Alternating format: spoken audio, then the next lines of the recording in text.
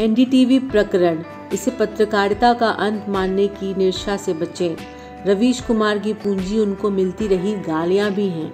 NDTV का बिक जाना या उसका टेकओवर हो जाना, वह भी प्रधानमंत्री के करीबी समझे जाने वाले गौतम अडानी के हाथों, मीडिया जगत के लिए ही नहीं, राजनीतिक लिहाज से एक बड़ी परिघटना है। मगर उससे भी बड़ी खबर है रवीश कुमार का एनडीटीवी से इस्तीफा दे देना। वैसे ये अपेक्षित ही था, लेकिन इसका जो स्वाभाविक संभावित नतीजा टीवी के आम दर्शकों व मोदी समर्थक हो या विरोधी को दिख रहा है, वह यह कि सत्ता प्रतिष्ठान की आलोचना के एक मुखर चैनल का सुर बदल जाएगा और उसकी पहचान बन चुके रवीश कुमार अब प्राइम टाइम में नहीं दिखेंगे। कहा जा रहा है कि रवीश कुमार को औकात में ला दिया गया।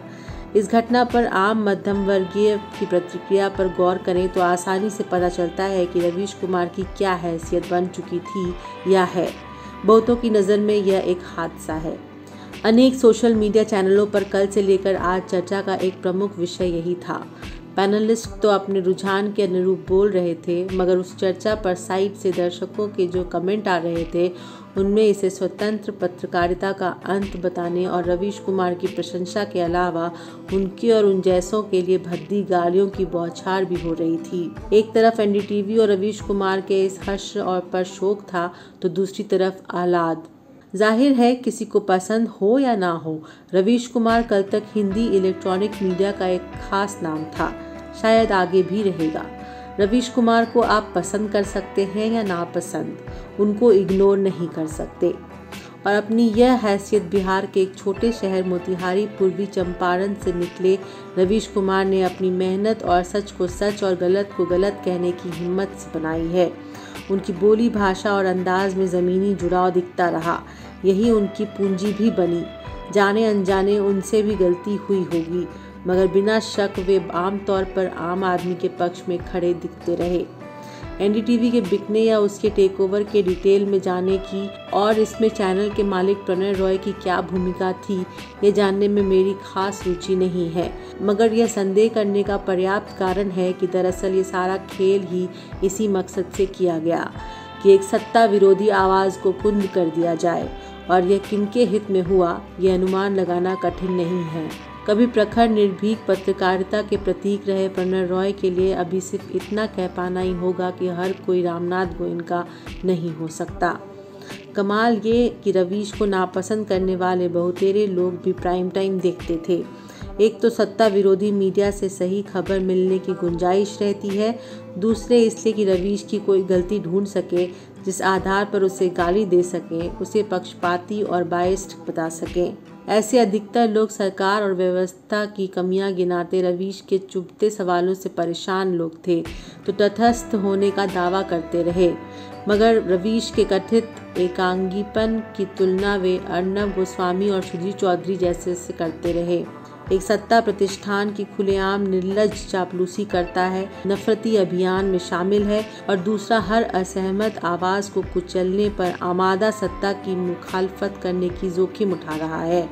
और आप दोनों को एक ही तराजू में तौल रहे हैं, तो ज़रूर आपके पैमाने में खोट है।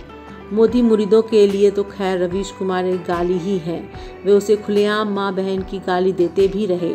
उनके फेसबुक पर रवीश 10-20 गालियाँ रोज़ खाते होंगे, और यही उनकी पूंजी भी है। संघ भाजपा को नापसंद करने वाला एक समूह भी रवीश कुमार और एनडीटीवी को गाली देता रहा, इसलिए कि रवीश कुमार जन्मना ब्राह्मण है। उनका आरोप है कि इस चैनल पर ब्राह्मणों का कब्जा है। गजब। मुझे खुशी है कि अब भी कुछ ब्राह्मण ऐसे हैं जो साहस के साथ इस निरंकुश निज़ाम के खिलाफ डटे हुए हैं। इस तरह एक हद तक सत्ता की आरती उतार रही अपनी बिरादरी के पाप धो रहे हैं। जो भी हो, तमाम प्रतिकूलताओं के बावजूद इससे पत्रकारिता का अंत मानने की निराशा से हमें बचना चाहिए। संकट ज़रूर है, यह सरकार और सत्तारूढ़ जमात बेशक असहमति के प्रति असहिष्णु है, मगर तकनीक के इस युग में हर आवाज़ को बंद कर देना आसान भी नहीं है। अब भी सोशल मीडिया पर अनेक चैनल वह भूमिका निभा रहे हैं जो मीडिया का दायित्व भी है। हालांकि ये खतरा भी है कि ऐसे अनियंत्रित चैनलों के अनियंत्रित व्यवहार से सरकार को सोशल मीडिया पर भी अंकुश लगाने का बहाना मिल जाए। अंत में रवीश को चाहने वालों के लिए अच्छी खबर यह है कि रवीश कुमार ने अपना एक YouTube चैनल शुरू कर दिया है। तो अब रवीश शायद और मुखर होकर आपसे मुखातिब रहेंगे। रवीश कुमार से भी गुजारिश है कि गालियों की परवाह तो नहीं ही करें, लेकिन इस क्रम में मिली प्रसिद्धि पर इतराने से भी बचें। सत्ता के शीर्ष पर बैठे या समाज में बाहुबली बन गए लोगों की बेखौफ आलोचना करते रहें, मगर भरसक संतुलित बने रहें। तटस्थ रहना कतई ज़रूरी नहीं है, मगर पत्रकार को निष्पक्ष तो रहना ही चाहिए।